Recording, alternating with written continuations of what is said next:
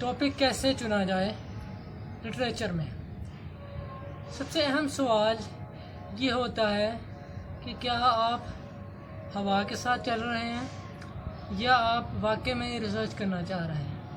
क्योंकि जो लोग हवा के साथ चलते हैं वो रिसर्च नहीं करते, वो डिग्री पूरी करते हैं और जहेज़ में लग जाते हैं।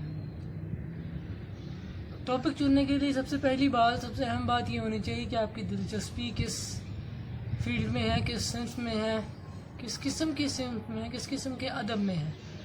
उसके बाद आपने ये देखना होता है कि क्या आपने वो लिटरेचर पढ़ भी लिया है या नहीं पढ़ा है। हमारे यहाँ बहुत बड़ा मसला है कि पहले हम टॉपिक लेते हैं, उसके बाद हम उसका टेक्स्ट ढूंढते हैं, फिर वो मिलता नहीं है तो हम सर फाड़ते हैं और हमारा रिसर्च भी किसी काम की नहीं होती है। क्योंकि ये एक आम सी बात है कि रिसर्च टेक्स्ट के बगैर नहीं हो सकती। समरी पे आप पेपर तो दे सकते हैं लेकिन आप रिसर्च नहीं कर सकते, इम्पॉसिबल है। वो जो रिसर्च होगी वो चंद कागज़ काले किए होंगे, उससे आपको डिग्री मिल जाएगी और आप एक एकेडमी में पढ़ाने वाले, वो एकेडमियों में तो फेल लोग भी पढ़ा रहे होते हैं, क्या फ़र्क पड़ता है। ये काम सी बात है कि आप कोशिश करें कि साउथ एशियन राइटर्स ना लें क्योंकि इनका टेक्स्ट नहीं मिलता।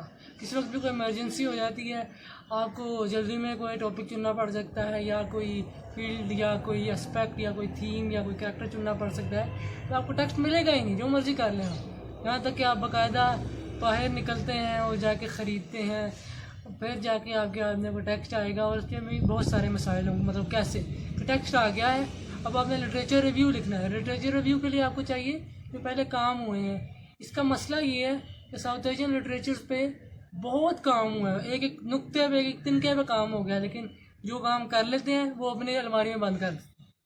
इंटरनेट पे नहीं पड़ा हुआ, ई लाइब्रेरीज में आपको नहीं मिलेगा, आपको वैसे लाइब्रेरीज में नहीं मिलेगा, वो दबा हुआ कहीं मिट्टी के अंदर, कहीं किसी अलमारी के अंदर, किसी कपड़ों के ढेर में।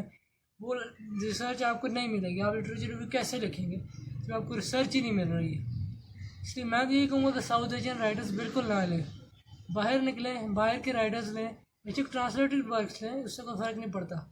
ट्रांसलेटेड वर्क्स बेहतर हैं, उससे ये भी वाज़ेह होता है कि आप दूसरे अक़वाम को, तो आप कोई ऐसा राइटर चुनें जो कि मानूस भी हो, उसके बारे में लोग जानते हों, दुनिया जानती हो, उसके बारे में रिसर्चेस भी हुई हों और वो पढ़ी भी हुई हों।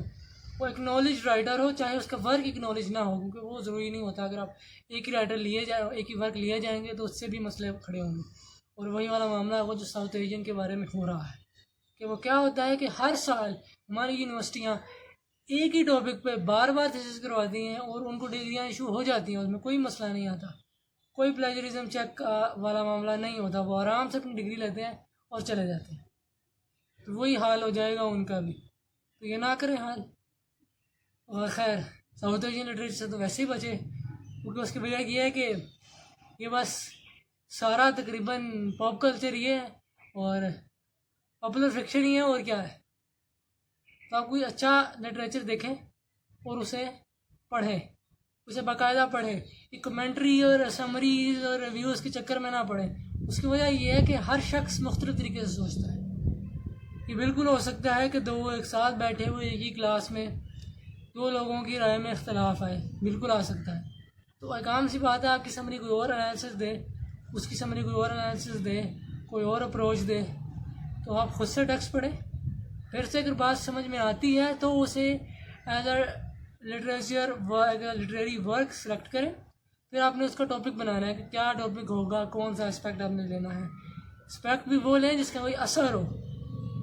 आपकी रिसर्च का मकसद कागज़ काले करना नहीं होना चाहिए, कोई ऐसा हो जिससे कोई बेहतरी आए आपके इर्द गिर्द में, आपके माशरे में कोई बेहतरी आए, लोगों को समझ में आए क्या करना है। देख के कोई पर्पसफुल, कोई यूज़फुल टॉपिक लें और उस पर काम शुरू करें। जब उस पर काम शुरू कर दें और आपको 2-4 पेपर्स मिल जाएं जो पहले से उस वर्क पे हो चुके हैं, उससे रिलेटेड है, उसको गाइड करते हैं, थ्योरी आपके सामने हो, तो उस वक्त आप टॉपिक डिक्लेयर करें और भेजें। तो आपने प्रपोजल भी बनाना है, आखिर मजाक थोड़ी ना है। वो ऐसे तो नहीं है कि मुझे ख्वाब में आया है कि जी मैं इस पर कर लूँ तो मैं लिख के भेज दूँ अपने यूनिवर्सिटी को कि जी मैंने इस पर करना है। पर जब अगर प्रपोजल लाओ तो मैं कहूँ मुझे नहीं पता, मैंने तो आज तक टेक्स्ट नहीं देखा, मुझे तो पता ही टाइटल पेज कैसा नजर आता है। ऐसा ना हो। टॉपिक देखभाल के लिए रिसर्च आपने करनी है। और ये भी एक फैक्ट है कि सुपरवाइज़र साथ नहीं देते।